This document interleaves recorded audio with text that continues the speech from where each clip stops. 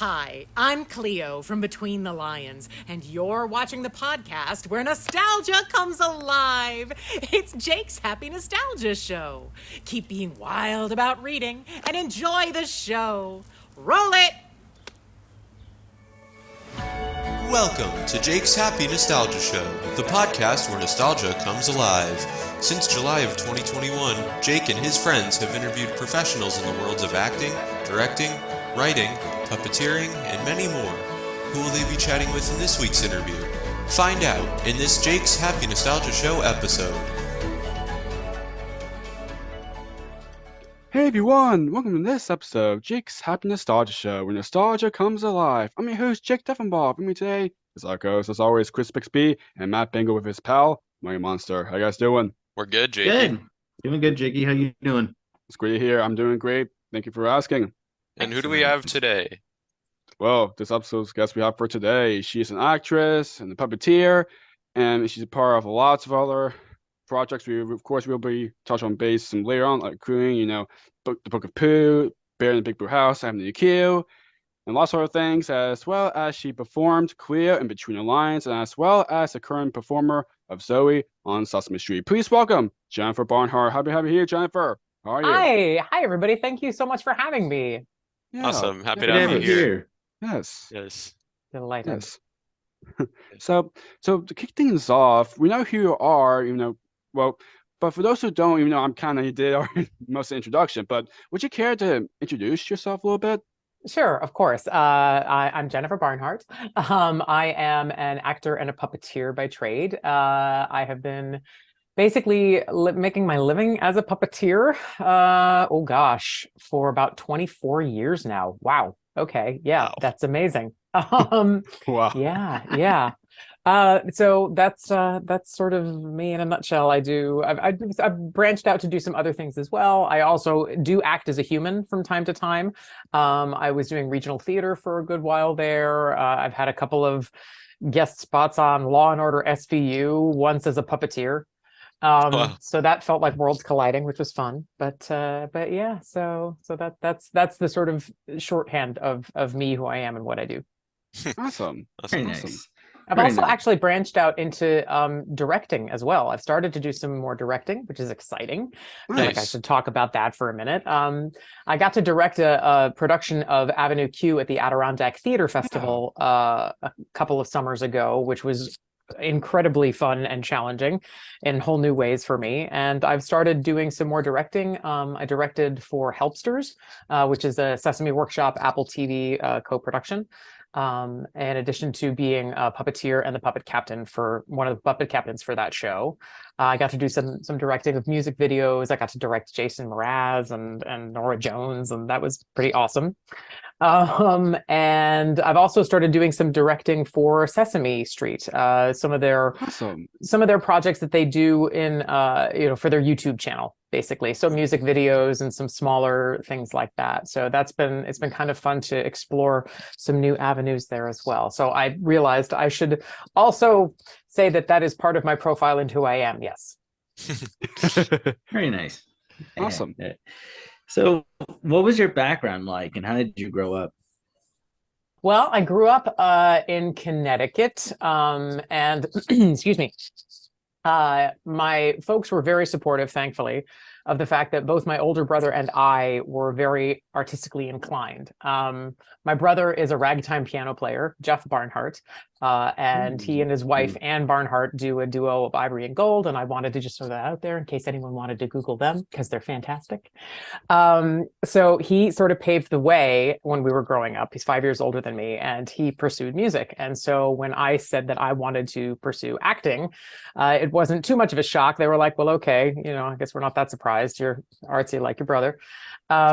And it wasn't until I got to college, I went to the University of Connecticut, and it wasn't until after I arrived there that I discovered that they had a puppet arts program that had been around for 25 years already by the time I got there. So I started taking classes in puppetry when I was in college, and I was bit by the bug, and I have kind of never looked back. I so adore it. I so enjoy the art form. and what it allows me as a performer. Whereas as a human, you're typecast. You're sort of bound by the physical, how you look, your type, whatever that is. And Right.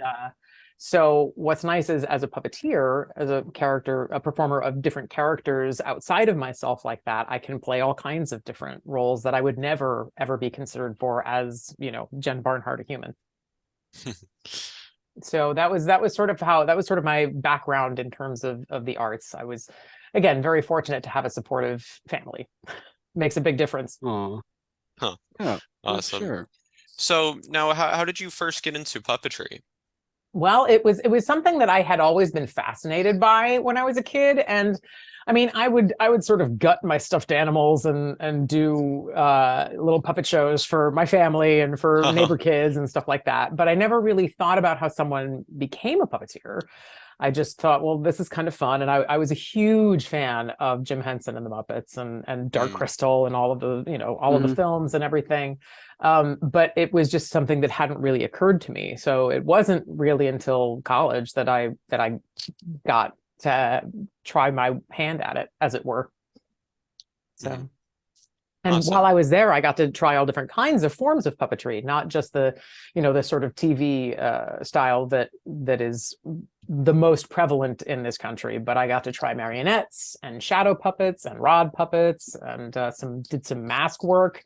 So I felt, and I got to try some building as well as some performing, and discovered in that process that I am a much better performer than I am a builder.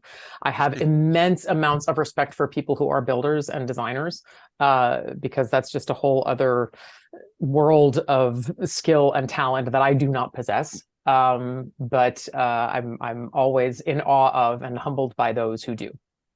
Oh, Definitely. that's great. Definitely. So, so now, how did you get on Sesame Street, and what was your first day like on there? Well, it's interesting. My first day on Sesame was a little later in my puppetry career. The first TV show that I ever did was for a then fledgling channel called Animal Planet way back in the day. Oh. They did a show called Once Upon a Tree. And they shot it in Minnesota for 3 months, and I got cast from submitting a voice tape only. So I remember they said, we would like to offer you the job. And I went, don't you want to see my puppetry? And they said, no, we've worked at one of the other puppeteers, Tim Lagasse, who I went to puppet college with. He said, you're great. So that's good enough for us. And I said, oh, okay. So before I knew it, I was immersed in this 3-camera shoot where I was playing 2 different characters, and having to figure out. Fortunately, I'd already gotten the lip sync, sort of down from doing live puppets and things like that. But this was the first time I was really doing any serious work on camera, and it was a 3-camera shoot. So it was kind of my boot camp. It was kind of my training grounds. And what's great is you can actually find it out there, but it's not widely available. I think there might be some stuff on YouTube out there now, but I was very, very green, very, very inexperienced. So I went from that, and I took the money that I made from that, and I moved to New York City. And while I was living in New York, I was working at a day job. It was an office job where I was a copywriter for an ad agency. And I'd been working there for about a year, and I was trying to get work as a puppeteer or as an actor. I was trying to do both things. I was doing a little bit more acting at that particular point in time, but nothing was really going anywhere. And my boss said to me, hey, you're up for your annual review. And I was like, wow, how has it been a year? But apparently it had been. And he said, yeah, so I can do one of 2 things. I can either probably ask my superior for a raise for you and give you probably another $10,000 a year, or you can stay at the same salary and keep your flexibility so that you can go to auditions or maybe do an out-of-town long weekend gig for a puppet thing or whatever. Think about it and get back to me. And I took the weekend and I thought about it, and I thought, you know what, I've been making myself miserable trying to make a living at this. Why don't I just take this job that I've been offered, which will give me security and stability and a paycheck, and I can choose to do performance stuff on the side, just for myself, just for fun, because to a large extent, happiness is a choice. And I've been making myself kind of miserable, beating my head against a wall, trying to make something happen that apparently doesn't seem to be happening for me. So I was gonna go in and I was gonna say to him, "Hey, I'll take the money." And a friend of mine called me and she said, "Hey, have you seen Backstage this week?" And I said, "I haven't read Backstage." Back in the day, Backstage was a trade newspaper that gave you audition notices. Now they have a digital version of it online, but back then it was all still, paper. Right. And I said, "Yeah, I hadn't read it in a month. Why?" And they said, "Well, I just saw a posting that there's an open call for Sesame Street puppeteers." And I went, "Wait, what?" So I went and I did the audition workshop. Now it's a training workshop. It's a whole week-long process. It's not just you go in to audition for a thing. No. And you get cut at the end of each day, and et cetera, et cetera. And at the end of that audition, there's not even a job at the other end of it necessarily. It's just, we're trying to figure out who's out there, what talent, who haven't we seen, who might we try to want to nurture, et cetera, et cetera. So I went through that process. And I'd sort of I was practicing getting ready for the audition. And I was practicing in the conference room after hours, after everyone else had gone home back at the ad agency. And, the staff who were cleaning would be like, "What is this crazy person doing in the conference room with this thing on her hand?" Whatever. So I got myself all ready for the audition, but I couldn't stay for the whole week because I had a deadline. So they wanted to keep me for Thursday. And I was like, I can't, I have to get back to the office. I have to do my thing. They're like, "Oh, well, okay, thanks anyway." And I was like, "Oh." So I went back to the office and I was, grumbling and muttering and typing away at my desk and growling. And then a week later, I get a call, and I still hadn't had the conversation with my boss saying I'll take the money, because both of us were so swamped with work. There were days at a go where we never even spoke or saw to each other, or spoke with or saw each other. And then I got a call again from my friend Tim Lagasse, who said, "Hey, don't be surprised if you get a call from Kathy Mullen." And I said, "Kathy Mullen? Kira from the Dark Crystal, Kathy Mullen? Moki Fraggle, Kathy Mullen? Why is Kathy Mullen going to call me?" And she said, "Well, she's doing this new show called Between the Lions, about a family of lions who live in and run a public library. Yes, She teaches love kids that how to show. read." Thank Yes. you. Yes. Wonderful Thank show. you. I did too. Yes. So he gives me the rundown about it, and she says, "Tim, I feel like I feel like there must be somebody out there I haven't seen. I feel like I've seen everybody in town. Who do you know?" And he said, "Well, have you seen Jen Barnhart?" And she said, "I don't know who that is."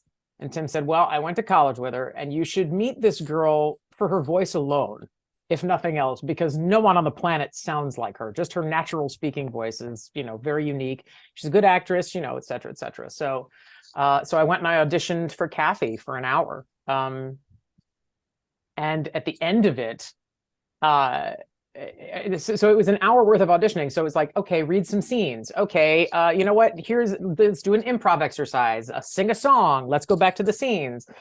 And at the end of it, I remembered calling my mom as soon as I got out of the audition. I said, "Mom, I learned more in that one audition than I learned in the 3 months that I was doing Once Upon a Tree in Minnesota." I said, "But I know everybody I'm up against. I know what everybody's resumes are. They all have resumes as long as my arm. If I'm lucky, I'll be brought to, assist or background or something." And then by the time I got back to the office, after having had the audition and then called my mom, and the adrenaline wore off, friends would come up to me, my coworkers came up to me and said, "Say, how'd the audition go?" And I said, "I'm never this performer, but I can't talk about it right now, because I want this one so badly that when I don't get it, it's going to devastate me. So ask me in a couple of weeks how it went, and then I'll tell you."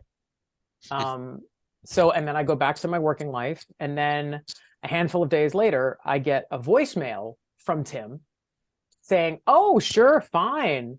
She gets the job and doesn't even call to thank the friend who hooked her up with the audition. Congratulations, sweetie." Click. And I'm like, "What?" So I called him back and I left him a message and I said, "Tim, this is either the meanest practical joke you've ever played on me, or you know something that I don't. Call me back." And he didn't. Oh, he didn't call you He back. did not. He did not call me back. He was like, "Oh, oops. Guess I said something I shouldn't." So I had to wait until the next day for Kathy to call me to tell me that I'd gotten the gig. So, but had I not prepared myself, had I not been preparing for the Sesame Street audition workshop, I would not have been ready. My chops were back in shape so that I could then go and do this audition. So it was like that one set me up to audition for this other job. Now, this was also back at a time, but around this point, I was sort of on the radar at Sesame Street, and I was occasionally getting calls saying, "Hey, we're shooting this project over 10 days, and we would need you for 1 or 2 of them. We don't know which ones. Are you available for that whole 10-day window?" And, if you said no, then you didn't get the job.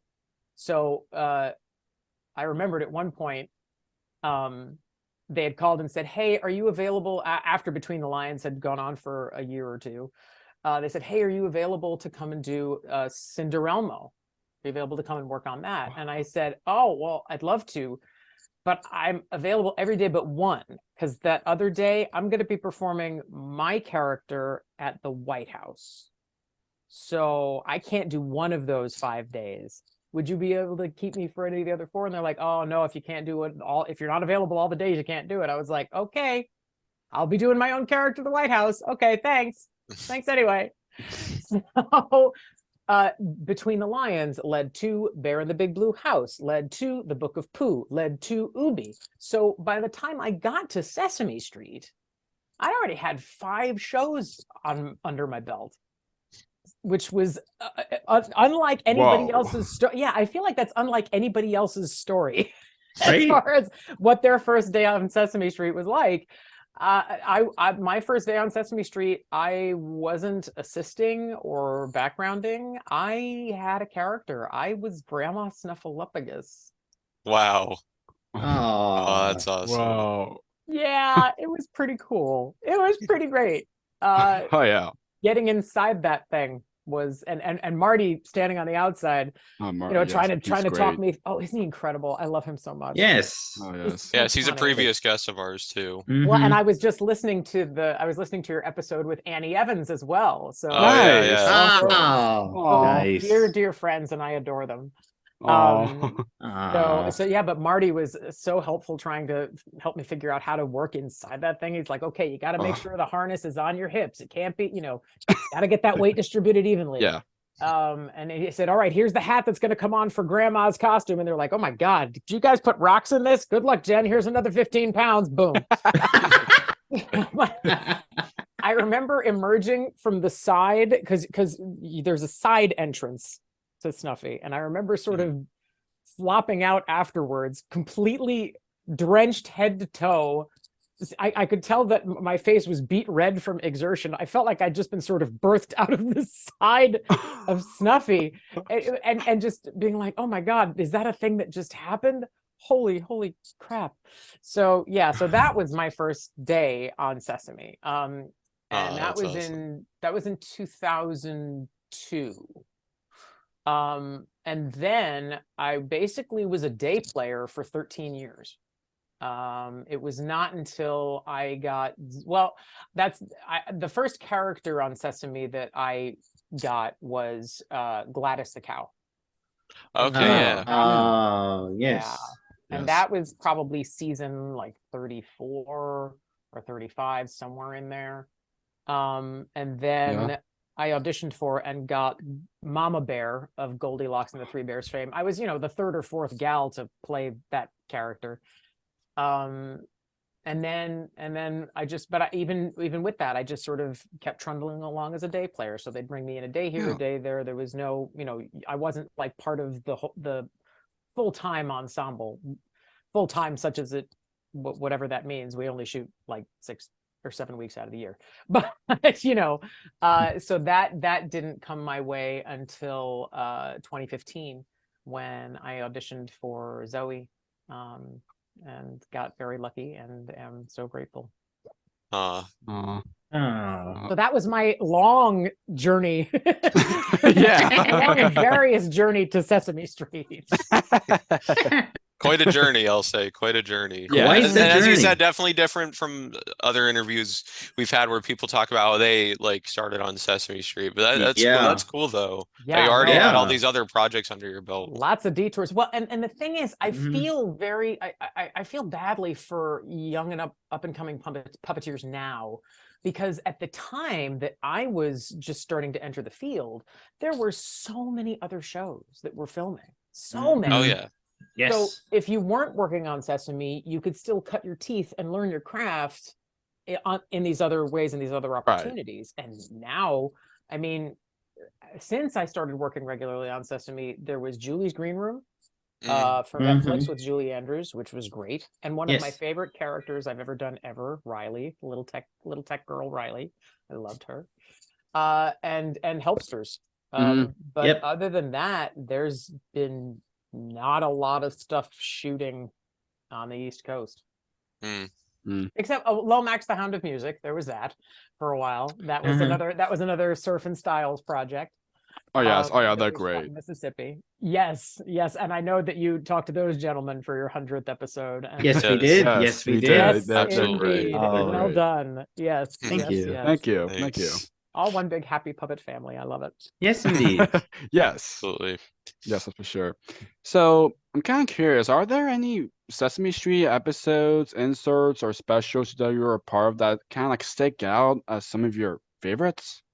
Oh, wow. That's a great question. After a while, they all kind of blur together, you know. But my first, I mean, one that stands out very much for me was my first full episode with Gladys. Because it was my first time taking a character that was more, I mean, Grandma Snuffleupagus was wonderful, but she basically just came in at the end of the episode, had a little couple things to say with Snuffy, and that was it. But for Gladys, and knowing the legacy, you know, the late great Richard Hunt, and stepping into those shoes for this character, I remembered walking on set with her, and the room became silent. It was such an incredible feeling. There was so much love in the room for the character, so much love in the room for people who had known and worked with Richard. It was almost like it was a moment of silence. It was beautiful. And I remember sort of feeling a little weight settle on me, like, okay, you've just shouldered some responsibility here, so you got to live up to this. And it was a karaoke episode. Oh, as yeah. Gladys would say, the karaoke episode. Yeah. And every instance, Gladys runs up to the mic to sing something, and Alan says, "Okay, no, not yet. It's not your turn yet, Gladys. Thank you very much." Yeah. Yeah. And it was a nighttime scene in the arbor, and everybody was at little cafe tables. And I remember at one point sort of resting, and it was a long stretch where we're all sort of crammed under these tables. And I remembered at one point lying on my back with Gladys resting on my chest and looking up at the grid and the lights and everything, and just shaking my head and going, how is this my life? How did this happen? And just having that, the magic of Sesame Street hit me so hard in that moment.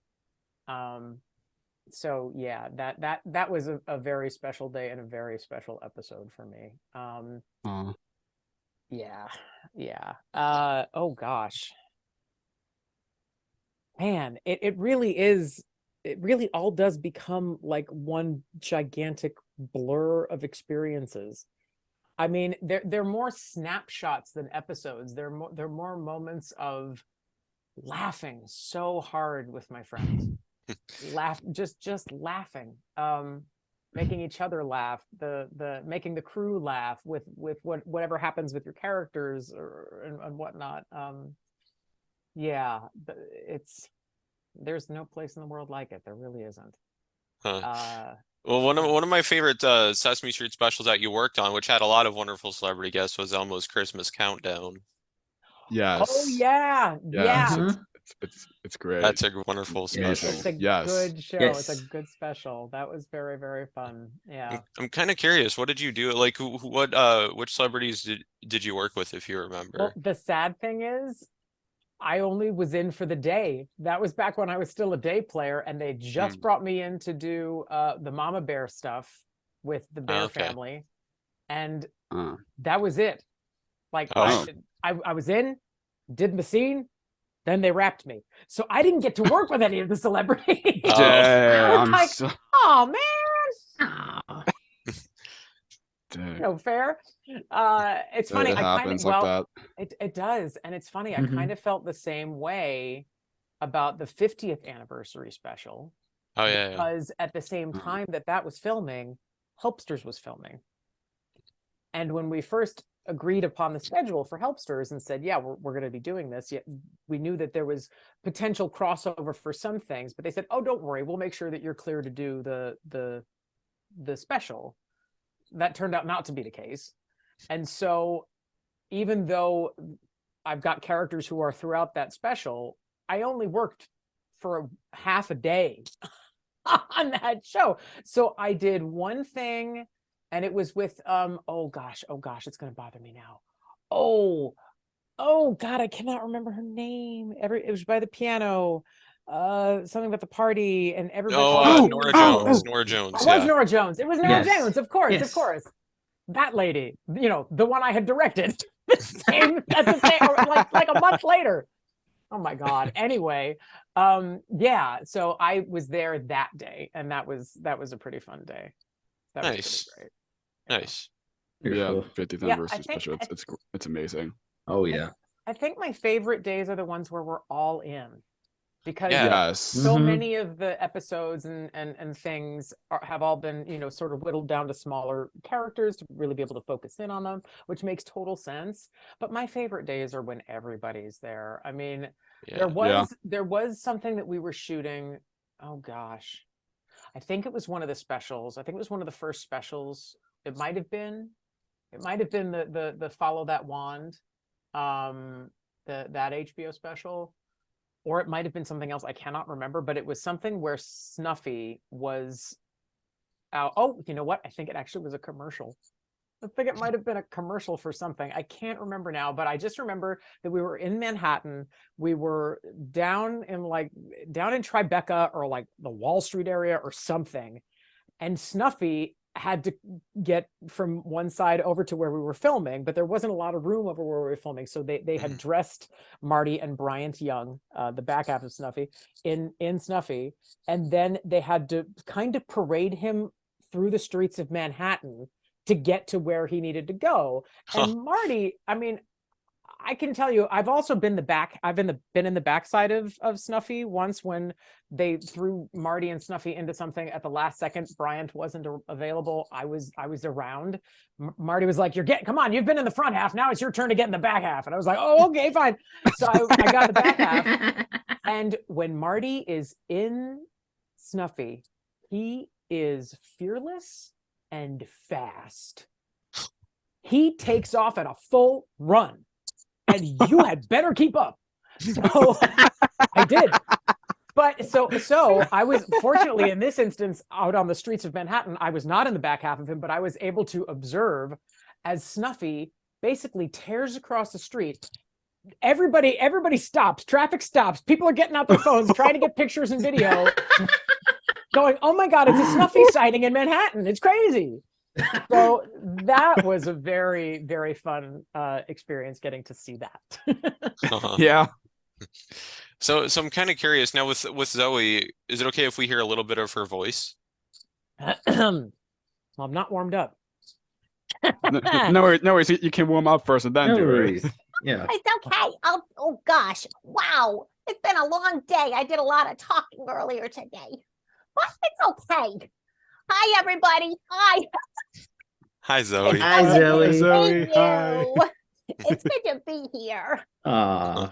Oh, awesome. It's definitely not Fran's. My vocal architecture, I mean, listen to me. I sing tenor, okay? My vocal Yeah. architecture is not one that allows me to get as high in pitch as Fran was able to do. and she was incredible. She was incredible with Zoe. Uh, So that also felt very much like, oh my gosh, these are gigantic shoes to fill, but I'll do the Yeah. best I can. And for Mhm. the when you're fortunate enough to be able to take over the stewardship of a legacy character, and I'm sure you've heard this from Right. other performers that you've talked to. Like, like example, like Kevin Clash and then Ryan Dillon, Yeah, I mean, there's this, you feel this onus, you feel this responsibility to honor what has been, mm, but at some point you kind of have to let it go, because otherwise then it becomes something that stifles your creativity,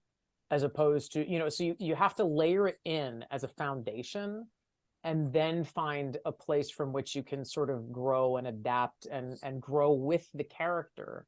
And it took me at least 5 years before I felt like I had more of a sense of sort of ownership with Zoe.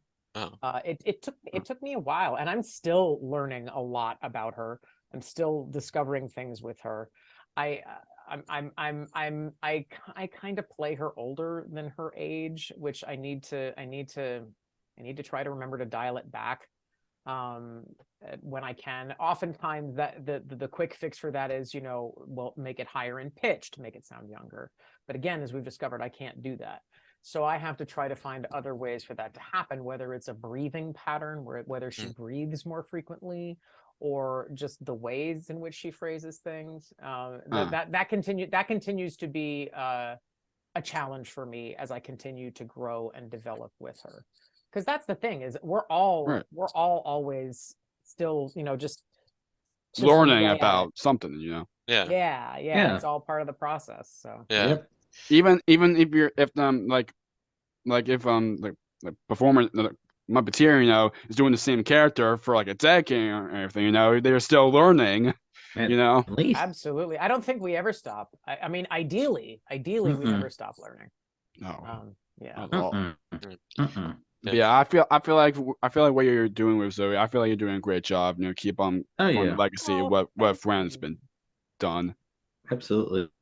That Uh-huh. means a lot. Thank you very much. I Yeah, of appreciate that. course, of Uh-huh. course. Zoe, yeah, she's great. She's Yeah, that's a I love her. great She's quirky. character. She's my little oddball. I love her.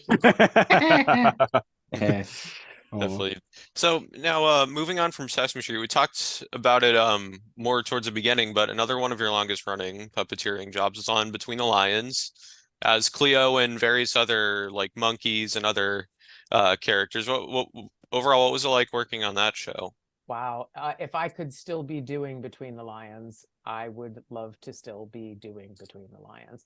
I mean, part of it is it's, you never forget your first love, right? And even though even though Once Upon a Tree was the thing where I learned to do this thing, it wasn't until Between the Lions that I really felt like everything was opening up for me. And I so loved the ensemble of performers that I was working with. And I so loved the curriculum. And I so loved what I got to do with the character. And I got to do a lot of outreach with her. Oh yeah. Yeah, when after the second or third season of Between the Lions, now the NEA was still very much looking, or we were applying to them for a lot of our funding, the Corporation for Public Broadcasting and the NEA. right. And they kept saying, well, we need to know that this curriculum works. We need evidence-based research here. So we said, well, okay, well, how can we find this? So we targeted 2 communities in Mississippi that had low reading scores, that really could use, the benefit of our curriculum to help improve. We picked one community that was in Philadelphia, Mississippi, and another community that was part of the Choctaw Nation. So it was a bilingual community. So it was great to be able to explore, where it's one language, but also where 2 languages are spoken in the home and in the school sometimes. So we knew that we needed to do this testing. So they had created these 2 pilot programs in order to test and see how the scores went. And I remember they reached out to me, and I think they only reached out to me because I was the only one who wasn't working at the time. And they said, we'd love for one of the performers to come down just so that, the teachers who we're going to be teaching this curriculum to can get a sense of the characters, et cetera, et cetera. So would you be willing to do that? And I said, oh, that sounds great. They said, yeah, we'll basically just have you bring Cleo out after lunch. You get everybody on their feet, you sing a song with them, and then that'll be it. But then as I started to get down there, I got really immersed in the curriculum that they were teaching. And they said, actually, we could use the extra pair of hands. Would you conduct some breakout groups to work with teachers to help them with sort of expressive reading? I said, yeah, I'd love to do that. That's great. So I ended up becoming a part facilitator as well for this program. And it was incredible. So we did this whole pilot program. Over the course of an academic semester, kids' scores improved by over 30%.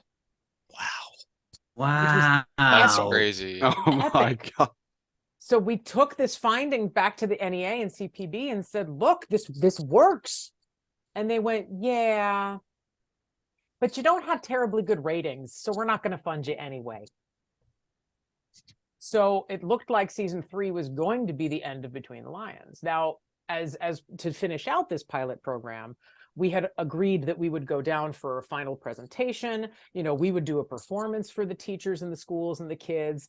And they did, the Choctaw Nation did performances for us. They actually gave Cleo a beaded medallion that they had made saying that she was now part of their tribe. Oh, That I still wow. have. It's amazing. So it was this incredible flowering of this relationship, and the affiliates, the MPB, Mississippi Public Broadcasting, that affiliates, they were so kind, hosting us, making everything happen, facilitating everything. And at the end of this, we're sort of doing the wrap up, and they said, well, thank you so much. This has made such a difference in our communities. When can we expect more? And we said, you can't. We don't have any more funding. And they went, whoa, wait, after all this, really? No. This is too important to let die. Listen, if we become your fundraising partners, will you allow us to co-produce future seasons of Between the Lions with the caveat that you film down here so that our crews can get, can work, and we can grow it with our local studio that we have and our local talent. And we said, if you raise the money, we'll shoot it wherever you want. We'll shoot it in somebody's backyard. We don't care. And, and they approached the governor, and they turned around and they raised something like $1 million. Wow. Said, okay, what can we do? So for the next 7 seasons of Between the Lions, we filmed in Mississippi, seasons 4 through 10. So I guess 4, 5, 6, 7, 8, 9, 10. Yeah. Now, granted, sometimes a season was only 5 episodes, but we still managed, and we, and in our 10th season on the air, we actually won the Emmy for Best Preschool Series. Wow. Hey. So it was a nice little, so long and thanks for all the fish kind of moment. A lovely feather in the cap, though, and something that we could all be very proud of. So yeah. So man, so we spent so much time down in Mississippi. I'd sort of started to think of it as my southern home. It was, and I'm still in touch with some of the people that I met down there. And Carrie Horn, who's a wonderful puppeteer and performer and writer as well, who lives down there. Yeah, it was a really wonderful experience, top to bottom. Oh yes, that's for sure. Fantastic. So, do you have any favorite Between the Lions episodes or segments? Oh, most of the songs. The first song that was written for Cleo was Shush, the SH song. And it came out, I remembered at one point early on developing the characters. This is the other thing that never happened to me before or since. Once I was told I was cast for Between the Lions, at first I was not told that I was cast as Cleo. I was told that I was cast as part of the ensemble. And we spent 1 week workshopping, reading scripts, trying different pairings, trying different characters, different relationships, different dynamics. So we did that for a week. And then at the end of that week, they basically said, okay, now we know how we want to cast it. We know who fits where in this ensemble of players, which was great. Yeah. So and in earlier incarnations, Kathy Mullen had said to me, yes, I think Cleo is a retired opera singer. I went, that sounds great. I don't have those pipes, but that sounds great. Sounds real fun. But I'm just telling you right now, I'm not an opera singer, Kathy. She said, oh, that's great. If you're bad, it's even better. I went, well, yeah, I guess that's true. Oh my gosh. But well, we'll see. So I remember going over to the composer's apartment, Paul Jacobs and Sarah Durkee. Oh, Yeah. Beautiful singing songwriting team. And so Paul's getting my range, and he said, okay, so whereabouts do you lay? And I said, listen, I have almost a 3-octave range, but the bottom octave is entirely useless to me as a woman. So if you want to play with that, we can play with that. So he's like, okay, yeah, you do live a little on the lower end of the keyboard. Okay, fine. And as I was leaving, he said, well, thanks so much for making the effort to come to the apartment. And I said, oh, sure, no problem. And I had my hand on the doorknob ready to leave. And I just turned and I said to them, I really love it if Cleo did a torch song. And then just left. And Sarah told me later that as the door closed, their heads snapped up and they looked at each other. They ran over to the piano and they wrote Shush in about 10 minutes. Wow. What? That's What? interesting. They just Wow. wrote it right then and there. And I was What? like, oh, so That quick.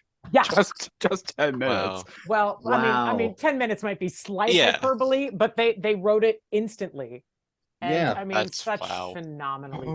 talented people. They Wow. such phenomenal talents. So I was gifted that fabulous song. And from there came some other blues songs and jazz. I always loved singing blues and jazz. Yes, there And- were a lot of and- great blues and Yes. jazz songs with Cleo. Yeah. Yes.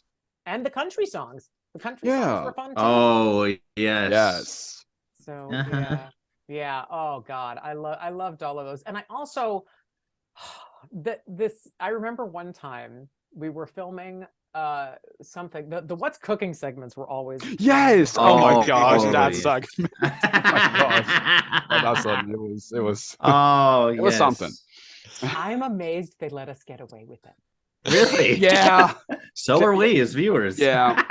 Yeah, 'Cause yeah, clearly, yeah, because when we interviewed both Christopher and Norman, Chris had told us, that originally, like, it says something that they didn't want to do the segment originally because it was too, Yeah.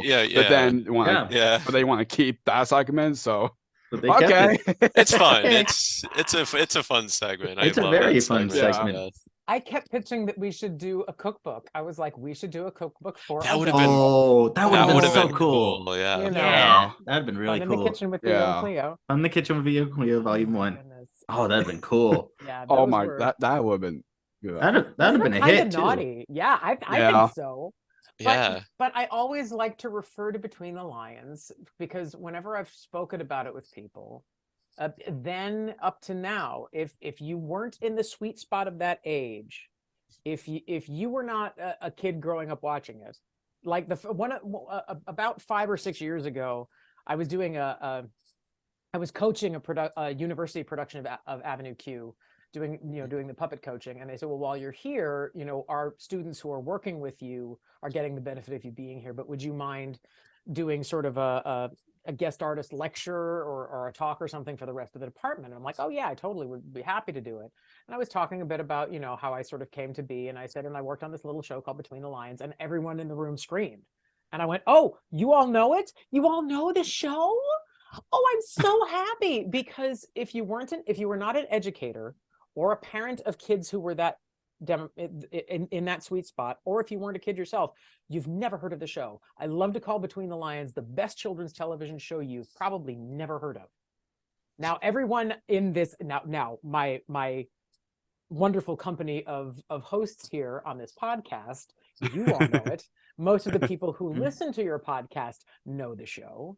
Yes. But average John Q. public person, I mean, they know Reading Rainbow. Mm-hmm. Similar curriculum out at the same time. Yeah. Of course they know Mhm. that. But Yeah. Between the Lions was something that just kind of slipped between the cracks for a lot of people. But Definitely. Still near and dear to my heart. Definitely. There's a lot of good That's ones. true. I remember a song that was like really early on. It was a song you did, Shooting Stars, I think it's called. Yeah. Oh, the Mighty Starline. Yeah, Mighty Mighty Starlight, yeah. It was Mighty like Starlight. Starlight, Beautiful. the sky. That was actually, I think, Flight. oh, it's so beautiful. It's one of the Oh, first songs I think we yes. recorded. I think that's one of the very first Really? ones.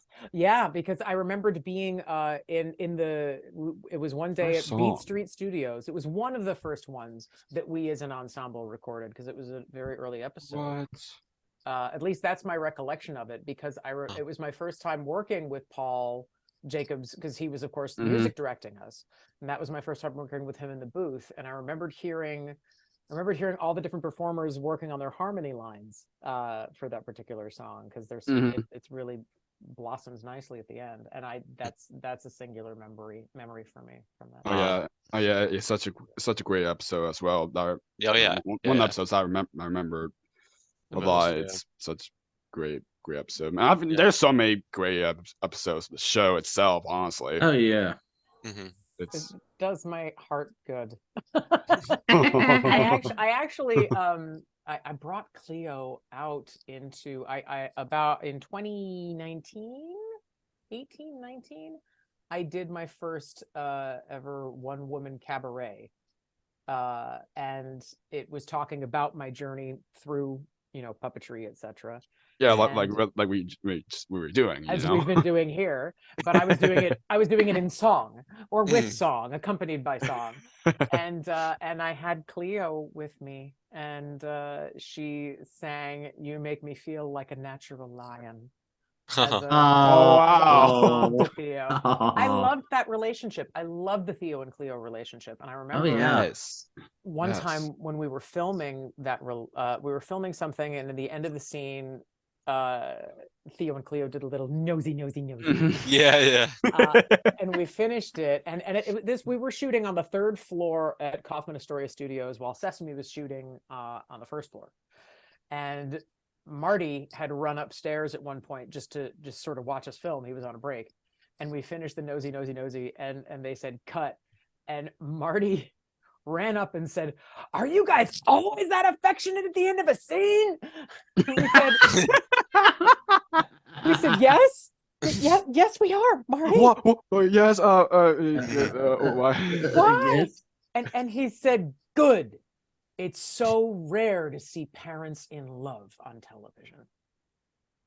And I thought that was really sweet. He said it is so rare to see parents who love each other so actively. He said that's a beautiful, beautiful thing. And that sentiment was echoed by Mr. Rogers. We got to meet him. Wow. We got to meet him one of our times at the White House. He was there. I think it was Really? Oh. Oh my goodness. And wow. he talked about what a fan he was of the show and how much he loved our relationship. Oh my gosh. Oh. What? Oh my gosh. Oh wow. That's great. Mr. Rogers, he's Yeah. amazing. No one can be like him ever. Honestly, like he's Nope. And yeah, and Mr. Rogers, I think, was probably, the very first kids show that PBS did. yeah. Because I I think think it so, came yeah. like Yeah, a and year then- or and two then before Sesame. Sesame Street. Yeah. Well, what about Yeah. Oh yeah, because Captain Kangaroo was on something else, right? Yeah. Yeah, Captain Yeah. Kangaroo, I think was CBS, I think. Yeah, I so think that's Mr. about Rogers, right. I think, launched, the future kind of PBS, with kids. Yeah. Oh yeah. absolutely. If Mr. Rogers wasn't a thing, Yeah, No, we all stand on his shoulders. Seriously. seriously, such a wonderful person. Mhm. So going back with Between the Lions, with a very curriculum-based show, how important do you think it is to have a show that kids can learn from while watching the show? Oh, well, what's so great is that it was a very curriculum-based show for sure, but we never felt that it got in the way of character or relationship or story or humor. There were so many things in that show, I feel like, that were humorous for adults. And I think that I think that it is an important balancing act to be able to have curriculum. Again, absolutely, that's the foundation, that's the core. But it's also delightful to be able to have fully realized relationships and characters that can sort of riff on it. But yeah, I never felt like we were hamstrung by the curriculum. It just felt like a great place from which to explore so many different things. I love that we did a Shakespeare episode. Oh, We did yeah. a Shakespeare episode. Yes. Like I that's know, that's awesome. yes. Yeah. Gotta try to dig it out. I've got all of these things on VHS somewhere, and I gotta try to get some of them digitized, because there's just that episode in particular was pretty incredible. Well, so much of that season was kind of there are so many different things that we did. We really got to celebrate other forms of puppetry and other puppet artists. We had Hugo and Inez on as guests. We had Albrecht Roser, brilliant German marionettist, on. We had Salma Cree and the Sicilian marionettes on. It was wonderful in that second. I can't remember if that was season 2 or 3, but it was wonderful to have a forum that allowed other puppet arts forms to be explored. I thought that was a nice, that was a mission that I think was near and dear to Kathy Mullen, and did quite beautifully. So yeah. Definitely. Oh yeah, it's great. So before I can start talking about another thing that you also of course worked on, I want to mention about the We Are Family music video. Oh, yes. Yes, it was amazing. If all those shows come to one, even like we're happy with Barney and Bear did like yeah. It was so weird. Wait a minute, do I have this photo handy? I do. I actually have a DVD of this. So. Oh gosh, no wait. This is a photo. And she's about to one up you. Yep. No, this is a photo from because we were shooting. One of the things that we shot, it was Leona and Telly and Cleo on a boat. We were wow. It only shows up for maybe like 5 seconds of the song, quite literally. I'm not even sure they used any of the footage, but it was Telly, Leona, and Cleo, and it was the strangest pairing. We're like, well, okay, I guess we're all on the circle line, whatever. Oh my god! And it was so cold. And I remembered asking, it was such a beautiful day though, and I remembered saying, would somebody please, and it might have been Marty. I might have asked Marty to do this. I can't remember. Might have been Heather Ash. It might have been Heather, might have been Pam. I can't remember. But I asked somebody to hold Cleo up so that we could take this photo from the boat with the Manhattan skyline behind us. Oh, I don't think you can see it. Can you see it? Oh yeah. Oh my god! There you go. Wow. We're doing our own nosy. Oh, that's great. If you're listening on the audio version, just switch to the video version. It'll be better. Yes. Yeah. You'll actually be able to see the nosy. Yeah, you'll actually be able to see. Yes. Or I can scan and send it to you. That works. Yeah. Of course. That works. Yeah, oh my gosh. We could just show it. Yeah, there we go. Just like that. Look at that. Why I'm picturing myself that Telly be like, oh, what are you doing, Leona? What are you doing? I don't even know what a nosy is. What am I supposed to do? Completely. Oh, it was so funny. Yeah, it was very random. It was very random. But we're like, okay, all of these worlds are colliding. This is fun. Like it comes like a full circle. You know? Yeah, having Bear and Big Bird and Barney, I like the 3 big B's, all in the same shot was crazy pants. It was crazy. Oh my god. Really fun. You know, all of us we're also big Barney fans and Bear fans on Sesame, of course, and a lot of things. So for that even to happen, we're just like, I know. How'd that even happen? That's literally like the once in a lifetime thing. That's like the marvel of children's television. That and Kids for Character. Oh yeah. And Muppet Family Christmas as well. Well, Muppet Family Christmas was like like 87 though. Yeah. That was But like Big Bear 19... Bear and Barney, I think for Yeah. the longest time were like three of the most like well-known like kind of mascot characters. shows Yes. on yes. the walk arounds on yeah. children's television. Yeah. Oh my Definitely. gosh. Sure. Yeah, and we also have we recently have a Pam Marciero on. Yeah, Yes. we had her on. Love Yes, Pam. yes, her on. yes, Yeah. and she did actually bring Leona. Yes. Yes, Definitely. yes, she did. Hello. Oh, that's wonderful. Yes, she did. It Oh. was so sweet. Yeah. She was.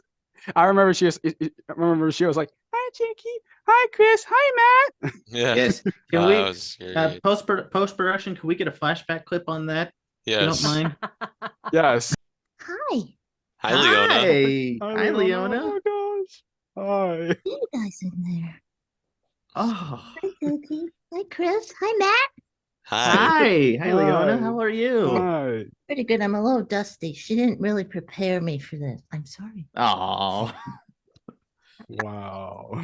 How are you, Leona? Yes. I'm good. I wish I was out more, but mostly she had to dig me out of a bag. Ugh. oh. Yes, Anyway. thank you. Well, yeah. Yeah. Yeah, she's oh my gosh, Pam's Yeah. great.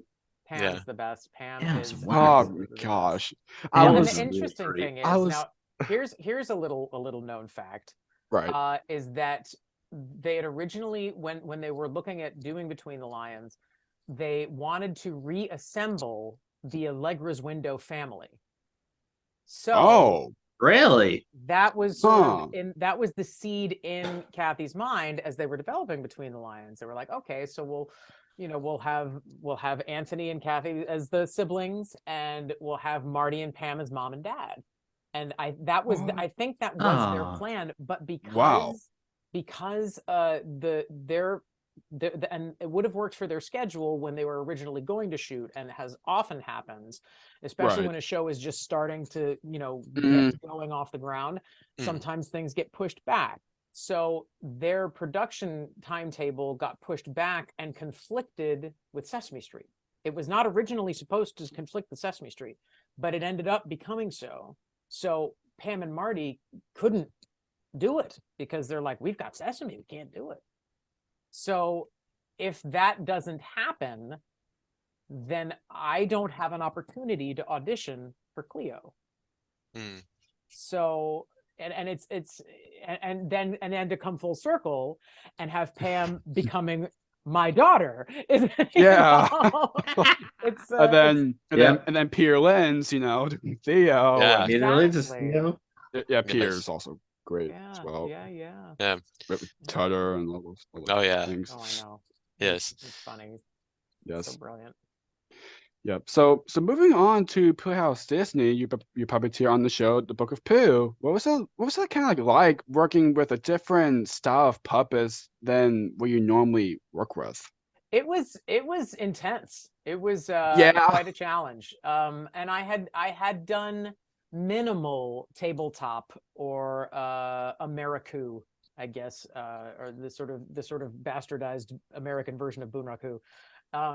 I had done a little bit of it in a theatrical setting before, but never on a shoot like this, and where they were digitally compositing the background behind us as it was happening in real time. That was the first time that had happened, to my knowledge. I think that was the first time I'd ever shot in an environment like that. But what was great about it was you had your team. So I was on the head of OWL, and I worked with the late John Pavlik, and I worked with Robin Walsh, and Amanda Maddock also would occasionally swing in on wings and stuff. But we were sort of the core of Team OWL. And what was wonderful was they had a rehearsal room for us. So we had a table and a mirror, and the show was, because the show was pre-recorded, in a way, the nice aspect of that was that I got to focus much more on purely manipulation. So how do I best interpret the sounds and the emotion and the intention that I'm hearing in the radio play that is the pre-recorded track? And so when we would have to approach a scene, my team and I would go into the rehearsal room, and I'd say, okay, I, as a head to toe human being, I'm going to sort of act out what I envision I'm hearing, as you know, how I would act out what I'm hearing as part of the pre-recorded track. And we're just going to use that as a skeletal structure, just so we have a place that we're all sort of coming from.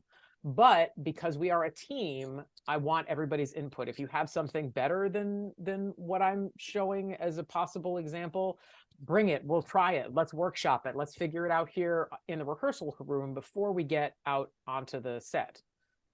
So that proved very valuable and was a really, really fun collaborative way to work with the other puppeteers, so that everybody got to feel like they were part of this character, you know, and got to sort of pitch character ideas and a movement vocabulary that worked for the character and for everybody. Yeah.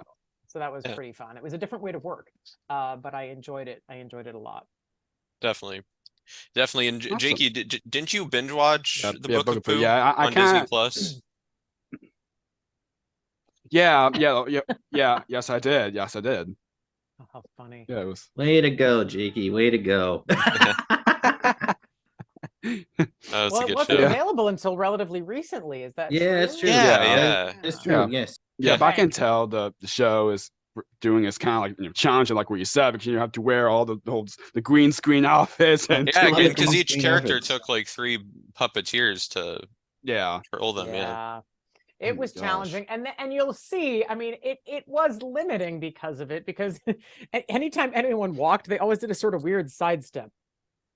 They couldn't really walk and then walk like this because somebody's green sleeve would cut into the body, and you'd end up with a disembodied foot or something. So if you look back at the episodes, and everyone's sort of doing this weird little sidestep. No one can actually cross their legs.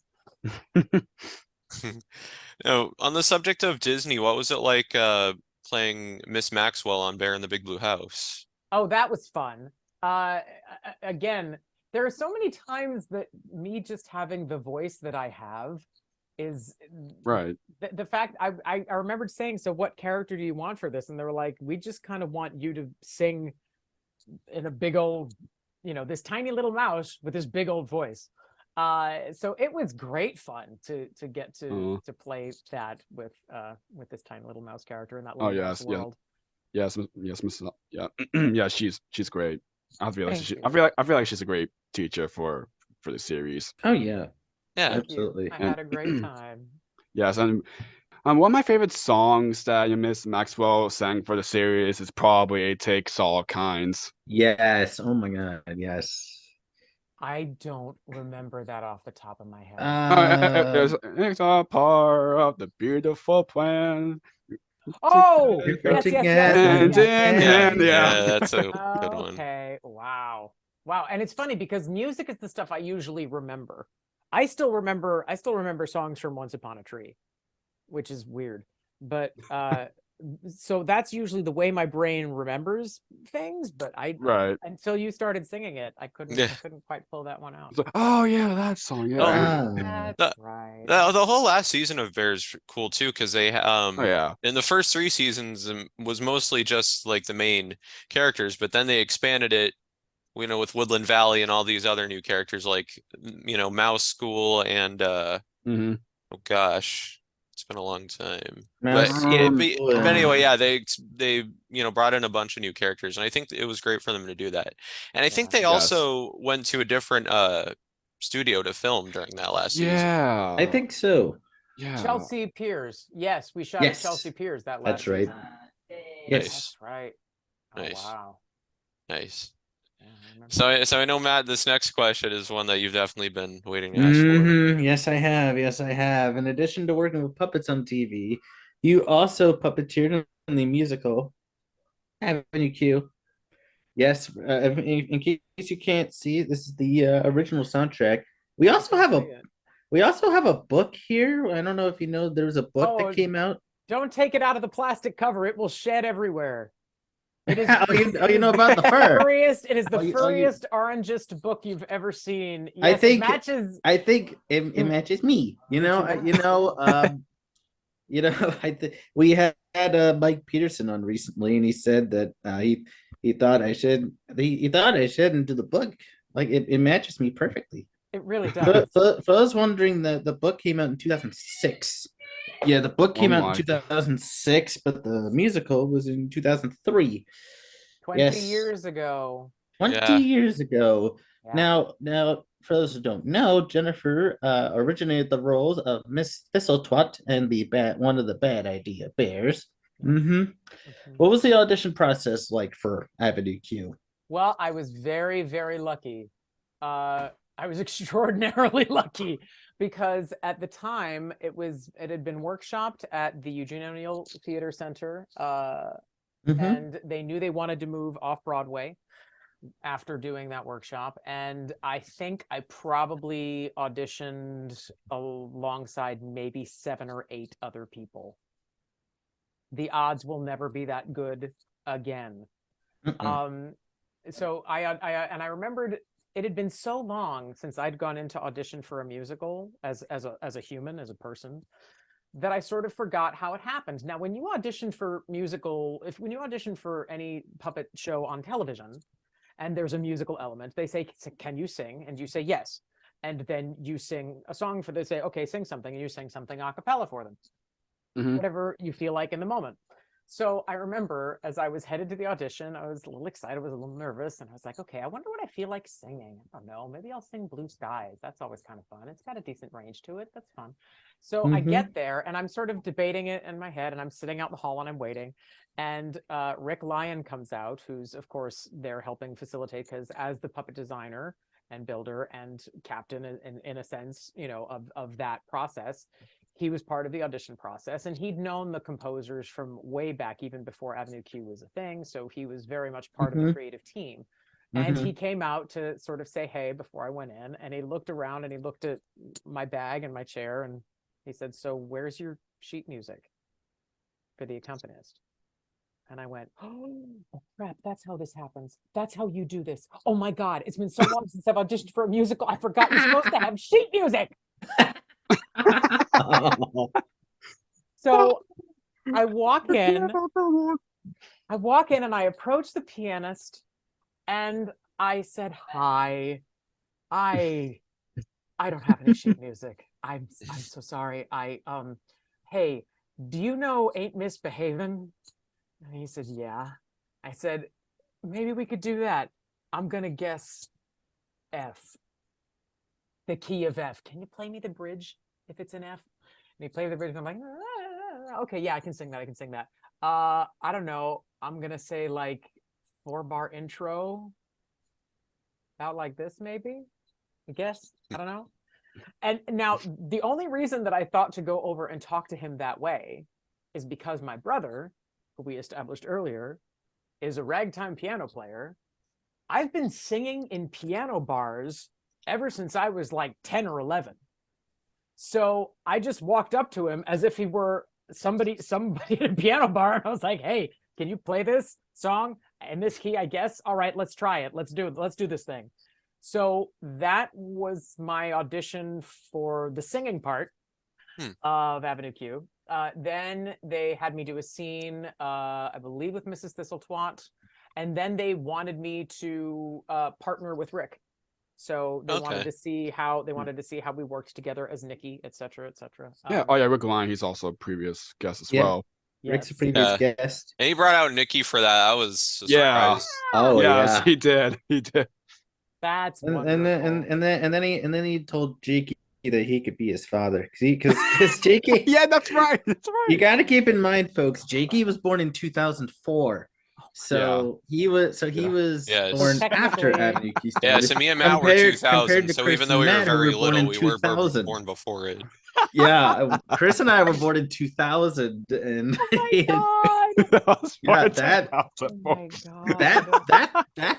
that threw me off guard. I'm like, okay, yeah.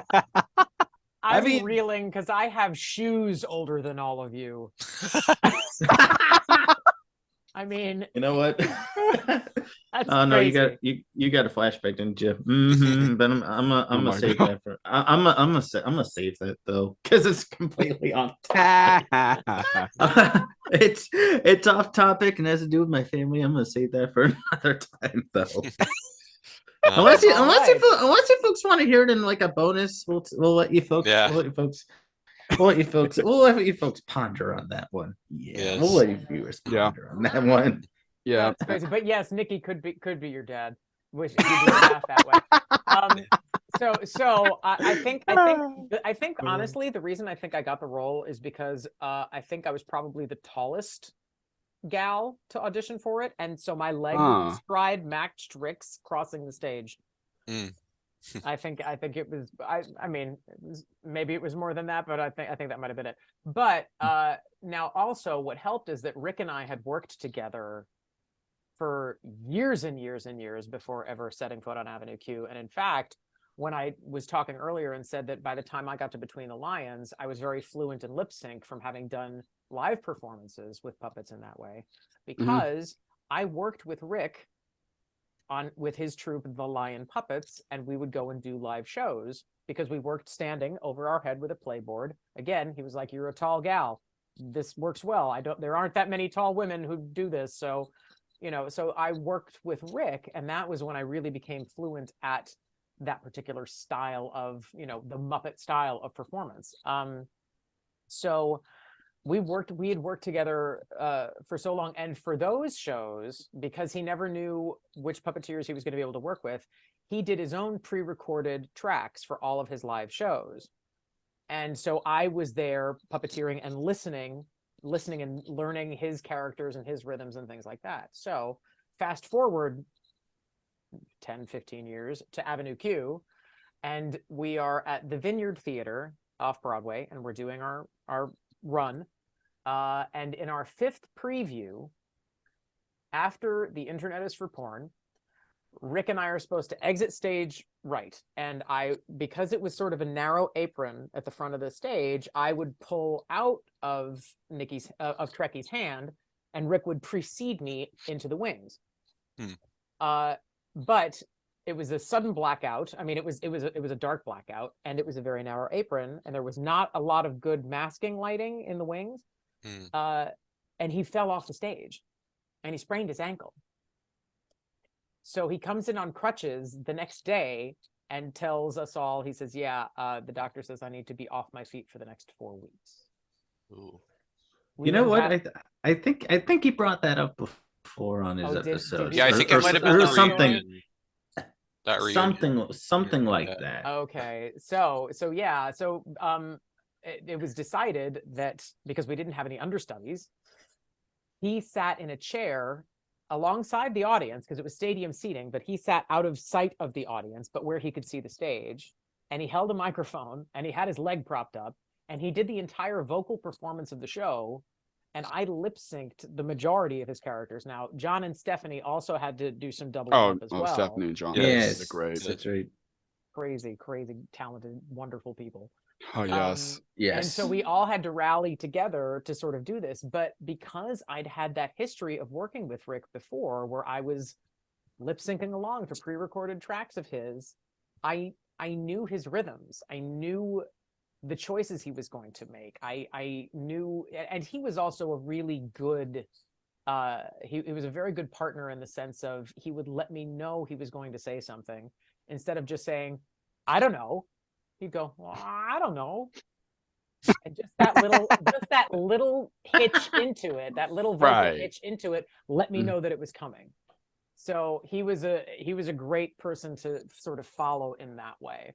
But yeah, he has described us, I believe, as the Fred and Ginger of puppetry from all of the because it's literally a dance that we did together in that show, and it was really fun. It was an incredible show. It was an incredible experience getting to be part of the Broadway community. And I know that if I didn't have this incredibly special skill set to bring to the table, I know that I wouldn't have probably ever been on Broadway. But I was in the right place at the right time with a very, very specific set of skills that was called for. And it was one of the most magical experiences of my life. The night of the Tonys, when we won the Tony, that was probably the most magical night of my life. I bet it was. Oh my gosh, yes. That was a competitive year. I mean, Wicked. We all thought it was going to Wicked, except I think everybody thought it was going to be Wicked that year. Why don't we bring that up to Rick Lyon? I don't know. We should have. Oh well. Oh well. Our Gary Coleman, Natalie Venetia Balcone, she always said, "I think we're gonna get it. I think it's gonna be us." And we were like, "Come on, there, No, against Wicked. Well, and we'd also been counseled by who I like to think of because the Broadway community is really so supportive of each other. And Oh yeah. I've always thought of the show You're in Town as being Avenue Q's big brother or big sister, because without that show, which was so irreverent and so meta and so darkly funny and satirical and strange, without that show kind of paved the way for other shows like Avenue Q to be able to come up. Totally different spirit, but very theatrical. A very highly theatrical show like Avenue Q is very highly theatrical. And anytime we would see them, there would be big events with Broadway and Bryant Park. And we'd all go to Bryant Park and sing a couple songs from our shows. And it was a great way to get people to come. It was basically an advertisement for the Broadway community, the Broadway industry. And I remembered them saying to us, because it was right before the Tonys, and they said, listen, when you win Best Book and Best Score and Best Direction and Best Musical goes to Thoroughly Modern Millie, because that was exactly what happened to them. You're in Town and Thoroughly Modern Millie were against each other in that Tony season. And You're in Town swept every award except for Best Musical. Except for Best Musical. Because all of the out-of-town booking agents were like, I can't put a show called You're in Town in my theater and expect people to come and see it. So they thought, well, Thoroughly Modern Millie, now that's a show people will come and see. Now, both of those shows, I am a fan of both of those shows. I think both of those shows are wonderful in incredibly different ways. But because that had sort of been like, come on, don't be surprised. Don't get your hopes up, kids. We were always like, yeah, our friends from You're in Town are right. We'll be lucky if we get, acknowledged at all. And then for us to win the Triple Crown was crazy. Right. Absolutely it's huge. Crazy. Yeah. Yeah. It's such a great musical. Some people consider that one of the biggest upsets in Tony history. I think it still is. Yeah, there are a lot of wonderful songs on Avenue Q as well. Yes. Oh yes. Sure. And it's great, Avenue Q, it's great that it's kind of like still that becoming your favorite, successful as it becomes, which is great. Yeah. After 20 years. It opened so many doors for me that would never have been opened otherwise. It was because of that I ended up getting the 2 stints on Law and Order. Again, one of them being a puppeteer, but also because of Avenue Q, it legitimized me as a human actor as well in ways that I had not expected. When I would audition for human roles in plays and things after that, people, as soon as I walked in the room, they'd say, huge fan of Avenue Q, loved your work in the show. And I would go, thank you, that's amazing. So after Avenue Q, because around that time, my TV work was starting to sort of dry up. So Avenue Q, I mean, the day player stuff with Sesame had, I had done Johnny and the Sprites, which was great as well. Oh, yeah. That was happening at the same time as Avenue Q. But then, Johnny and the Sprites. Oh, yes, a great show. Yes. Great show. Really, really fun show. Yes, and John, for what he's done for that show, is just, oh my gosh, he's awesome. Yeah, he's incredible. He really is. But my TV work had sort of started to dwindle as Avenue Q was in my life. So I was doing more theater stuff and less TV stuff. And then when my time at Avenue Q was winding down, there was not a lot of TV stuff going on for me. And I ended up doing theater mostly. So I did a regional gig in Philadelphia at the Arden Theater. I did Superior Donuts, which was a Broadway show at the same time that Avenue Q was happening. And I remembered not getting to see it because when you're in a show, you only have your one day off. It's very hard to see other shows when you're in a show sometimes with the schedule of things. So I'd never gotten to see it. But I ended up getting to be in a production in Philadelphia, which was great.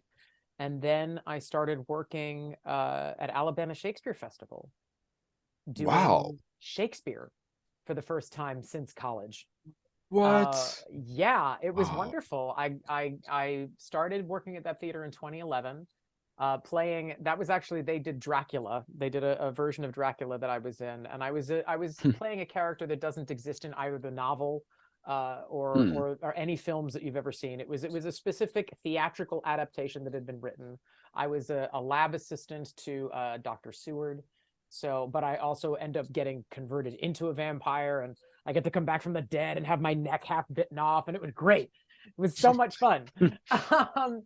And that started a 6-year relationship with that theater, where I got to go and do a bunch of great acting work that was in Alabama. So a lot of my friends up north didn't get to see it, but it was work that I am so immensely, of which I am immensely proud. I got to play Lady McBee, which was cool. I got to play Goneril in King Lear. I was Mistress Quickly in The Merry Wives of Windsor. And for that production, I actually designed puppets. There's a taunting scene at the end of The Merry Wives of Windsor where Falstaff is in the forest and he's being taunted by the fairies. And so they said, well, we know you do puppets. Would you be willing to, design some puppets for this taunting scene? We'll make some fairy puppets. I was like, yeah, sure. That sounds like fun. They had a whole prop department that was willing to spearhead the construction of it. They said, yeah, you draw the picture, we'll make it. That's fine. I said, okay, that sounds fun. And I also got to do, because the show was set in England of, in Windsor circa early 1900s. It's sort of around the same time as oh God, what's that TV series? Right out of my head. Anyway, it was a big, oh God, Maggie Smith playing the Grand Dowager Lady. Why can I not come up with the name of the series? It's embarrassing. Anyway, Downton Abbey. There we go. Oh, okay. Yeah. It was sort of set in the Downton Abbey era. And the director had said to me, so to set up the show, we kind of want to introduce everybody to the town of Windsor in this era. And we thought we would ask Mistress Quickly to do a Punch and Judy show, because you're a puppet person. You can do that, right?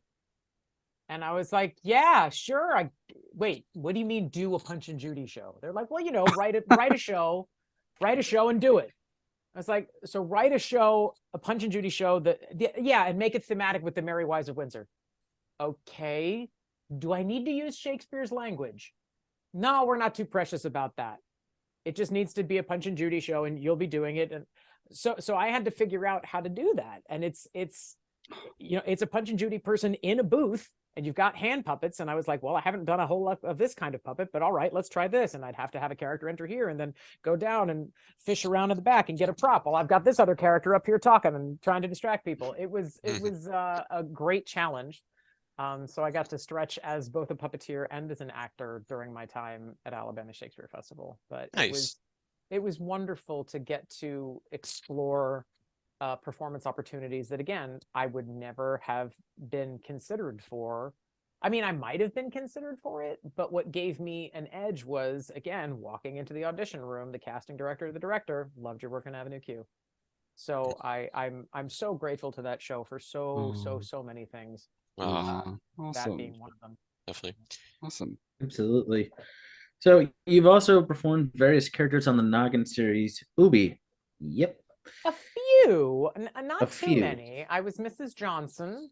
I don't remember if I was anybody else. I only really remember Mrs. Johnson. I don't, but I will confess to my experience first day working on that show. And there was a period of time, which was great, where I didn't have to audition for Ubi. I just got a call out of the blue saying, hey, we have a big group scene. We need a lot of puppeteers. They're doing a play. They're doing a musical version of Red Riding Hood in the park. And we want all of the townspeople to come, and we need to populate this world. So you're going to play this little old lady called Mrs. Johnson. I said, okay, that sounds great. But at the time, you had to have noggin in order to see Ubi. And Yeah. I didn't have cable. I didn't have TV. It was an expense that I, living in New York City, had decided I couldn't afford. And at the time, you weren't able to see a lot of these things online yet. So I walked in there not knowing really much about the show. I was like, Right. yeah, okay, it's the eyes on the bare hands. Okay, that's Yeah, fine. yes. So here, I'm a little old lady. I'm gonna, and they said, okay, Jen, so you're gonna carry the shot. We're gonna start on a single view, and we're gonna pan as you walk into the scene, and we're gonna widen, and we're gonna see everybody sitting there waiting to, do the thing. And I said, okay. They said, all right, so just ad lib something at the beginning. And I said, okay, all right, fine. So I'm getting ready to go, and they call action. I go, oh, this looks like a lovely place to sit. What a beautiful day for a show. And they go, cut. Have you seen the show, Jen? And I said, no. It's like Ubi friend. You it. I went, oh. Sorry, everybody. Let's try that again from the top, shall we? Uh, Oops. What if worked though? Yeah. yeah. Yeah. Yeah, Yeah. I remember watching Ubi. It's a Yeah. it's a good show. Mhm. So Yes. And we actually previously had Cheryl Blaylock, who worked on that show as well. Yes. yeah. Blaylock. Oh, you know what what I love is that every single name you're mentioning to me just makes my heart smile, and I go, oh, yeah, I love these people. Oh, I love them. So do It's we. such an incredible Yes. community to be a Really part of. is. Oh my Really gosh, is. yes. Very special. Yeah. Yep. Yes. Absolutely. And as well as Carmen Osbar. Oh yes. Oh yeah, we had her. Oh, Yes. she was great. Yeah. Oh my was really gosh. sweet. Yeah, She's so wonderful. great. So Yeah. funny and so talented. So Oh yes. Absolutely. So now you also worked on another serious thinking production, which we just kind of mentioned, Lomax, the Hound of Music. What was that like? that was a hoot and a That's half. Delta. That was great. Yeah, I love Delta. I love that little kitty cat. She was, yeah. Oh, it was, well, she was very challenging though. She required 3 people to articulate fully Oh my because, gosh. well, because Jim Krupa, who is a genius at mechs and mech building, he had built a puppet whose eyes could open independently. So I had a little trigger where I had to open one eye, and there was no override system to sort of gang the two together so that they could be pulled open in unison. So I had to figure out how to balance opening them the same strength using the different pull and different fingers. Oh. For the first couple of episodes, Delta just looked drunk because one eye was slightly more open than the other. She always looked a little drunk. But what the reason they did it is because Norman said, listen, my cat will be sleeping and I'll make noise and she will just open one eye and look at me. And I want Delta to be able to do that very thing. And I went, oh, okay, we'll try that. So we had ears. I had ears and individual eyes, and then paws, and then a tail. Well, because I had my hand in here and I'm trying to do this very fussy little mech, I couldn't do the paws. So Pam Arciero ended up doing the paws. Wow. And Carrie Horn, puppeteer that I mentioned from Mississippi, the local puppeteer in Mississippi, she did the tail. So the three gals, I called us Team Delta. So we were all trapped in a tiny little spot under that chair in the stage. And we were all very, very tiny. And we would hit our heads under there all the time. So I had bought leather flight helmets for us, and we were the Delta team. But we had I'd made little patches that I sewed on these leather flight helmets so we could hit our heads against the wood, and it wouldn't we wouldn't bleed or anything. So yeah, Lomax was great fun. It was just a party. We had a great time, a really, really great time on that show. Yeah. Definitely. Awesome. So on Sprout, you worked on the Chica show as Chica's mom in Mrs. C. Can you talk a bit about your experience working on that? Oh, that was fun. That was a bit of a lark. Yeah, it was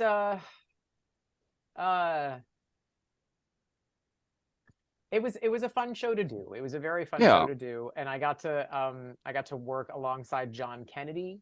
Yeah, who Oh, was yeah, I love John. also brilliant. previous guest. Yes, and John is brilliant, and he's so good. They had said, so we want Mr. and Mrs. C to have been part of an old, vaudeville act or whatever. And I'm sure John told you this, that they would say, okay, so you're gonna, at the beginning of the scene, you're gonna do a little snippet of a song that you've done in the past or something.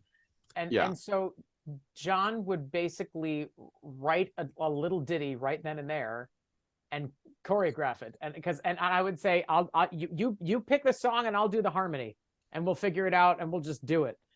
So all of that was it sort of off the cuff, but it was all John Kennedy because the man's a genius. So that was fun to do. And Forrest Harding, who had created the character and the concept, was a delight. It was a very, very fun and really sweet and silly show to work on. So that was enjoyable. Yes, definitely. Yeah, I remember watching Chica Show a lot in Sprouts. So Same. Sprouts one of those things I remember watching a lot growing up. So Chica Yeah. Show was great. Yep. So we've talked a lot about your work in the past, but is there anything that you're working on currently that you can share? There's right now is a bit of a lean time work-wise for me, which is okay because I've got some like life stuff to catch up on and some family stuff to catch up on and deal with. But as far as future projects, I mean, I am moving a little bit more towards directing. So, there's things that I have directed in the past that are fun. There's a on the Sesame YouTube channel, there is a parody of Taylor Swift's Shake It Off, but it's Oscar. Oh, yeah. Oh my gosh. Oh yeah. So Oscar is sorting into trash cans, and that's his sorting. Instead of I shake it off, I sort it all is what he sings. So that was incredibly fun to do. That was the first time I had ever, as a director, had to put together storyboards and an animatic. And that was really, really challenging and really, really fun. And I enjoyed the process of it a great deal. So I'm hoping to be able to do a bit more of that. I have done some sort of mentoring, some coaching of some of the newer puppeteers that are coming up through the ranks. So that has been enjoyable. I enjoy doing that. Awesome. I've also gotten to do a bit, and I'd love to do a bit more, but I haven't really had the time or the energy to direct to really shift focus to it. But I've gotten to do some audio books. I got to do 2 books for Penguin Random House. Cool. The Adventures of a Girl Called Bicycle is the first one. And the second, the sequel to it is A Few More Bicycles. And those are young adult fiction pieces written by Christina Uss. And they're fun little whimsical stories about a young girl who travels the country on her bicycle. So that was enjoyable. And I got to do like 38 characters for that and had to figure out mapping all of those. And that was great fun. So, the thing is, none of us just do the one thing for a living. It's not a consistent enough gig. So we all have to create these sort of patchwork careers that let us do the best we can, and just try to piece it all together. Yeah, definitely. And another thing I wanted to quickly bring up that you did, because I know we're gonna be wrapping up soon, is you also briefly worked with the Muppets when they did the song on Jimmy Fallon. Oh yes, that was sort of my one. I think that's the first and only time I ever did anything with Muppets, I think. Huh. Nice. Do you remember who you did in that? Yeah, I was Dr. T's right hand. Oh, cool. Oh wow. Oh, wait a minute. Nice. Lies. I was supposed to be Dr. Teeth's right hand, and I was prepared to be Dr. Teeth's right hand. I'd been listening to the track, and then on the day, Bill Verna said, "Yeah, Brian's gonna do my hands," meaning Brian. What? And I was like, "Oh yeah, y'all are buddies, and yeah, that's fine. That's fine." So honestly, I can't remember what I did. I know That's I okay, did but something. No I worries, know no I did worries. somebody, but it was Yeah. a last second. Oh, you didn't do here. Here, do this instead. And I've now spaced on So what I- it was That's cool.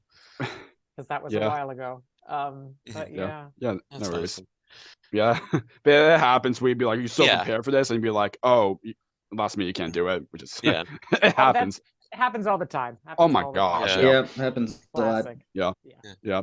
So, what would you like to say to those who watching or listening who have been supporting your work over the years? Oh my goodness. I continue to be amazed that I get to do this.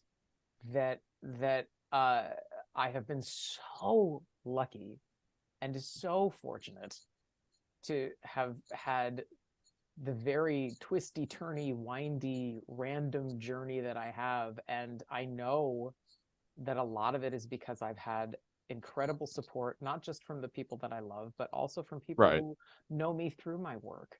I mean, Yeah. people Like have been like so like us, you kind. know? Yeah. Well, everyone has been so kind over the years and so generous and so lovely and supporting, and it is something that has gotten me through rough times when I've questioned or doubted or thought I can't do this. Who am I to put together this one person show? Who am I? Who's going to want to hear this story about this puppeteer? Who's going to want that? And having so many people turn up for the show and bringing people who didn't even know who I was and at the end of it, them saying, I didn't know who you were or what you did before, but I still had a great time at your show, heard some great songs, and I learned about this whole other puppet world that I didn't really know existed. So I've been very, very humbled and grateful by the fans and the people who support and appreciate my work. I feel very, very fortunate. Yeah. Definitely. A pleasure. Pleasure. Thank you for Yes. loving what You're I very and what we welcome. as a You're community very do. welcome. Of course. So now, if people would like to connect with you, where can people find you? Well, you can find me on my website. I'm not very good at being in touch. I'm really terrible at it, frankly. Generally speaking, I will get back to people. It just may take me a long time, and by a long time, sometimes I mean like 6 months or more, depending on what's happening in my life. But you can Yeah, no find worries. me. You can find me at www.jenniferbarnhart.com. I am Jen Barnhart on Instagram. And I need to be better about posting. I'm really terrible at this whole social media thing. I'm just not good at it. I'm really not. I need to get better. No worries. No worries. No worries. And your website and your worries. Insta will be in the description down below so people can, follow you and check out your website and all that. So Yes. since we're about Which I to need to update. I know that as I'm saying this, my friend Michael, who helps me with all of my website stuff, will be like, "Oh, now we really have to update your website because you just talked about it in a podcast. Now we've got to do it." So right now it's a little out of date. It's a little out of date right now, but there's still some Awesome. fun stuff to look at. Yes. Yeah, And awesome. the very last question that either Matt or Marty, whoever wants to take this, will ask is a question that we ask all of our guests at the end. And as you've heard our other interviews, we've asked this to other guests in the past too, like Rick and Cheryl Blaylock. And Rick And Christopher Norman Styles, Yeah. blah blah. So Yeah. we asked him all this, and now we shall ask you. Go for it, Marty. So, of course, this podcast is called Jake's Happy Nostalgia Show. Hey, look at that. Nice. When you think of the word nostalgia, what do you think of? Or how would you define the word nostalgia? Well, to me, nostalgia is to me, it's a bit of a bittersweet feeling. It's a yearning for a happier, simpler time.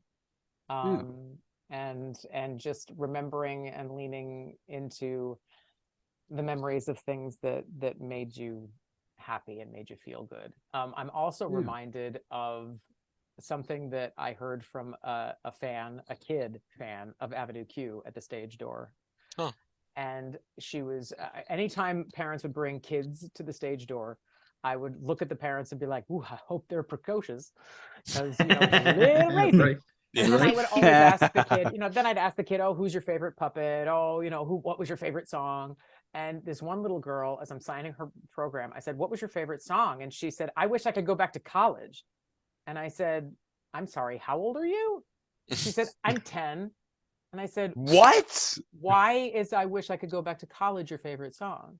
She said, because I wish I could go back to kindergarten. We didn't have homework. You got snacks. You got to nap. So there's nostalgia right there.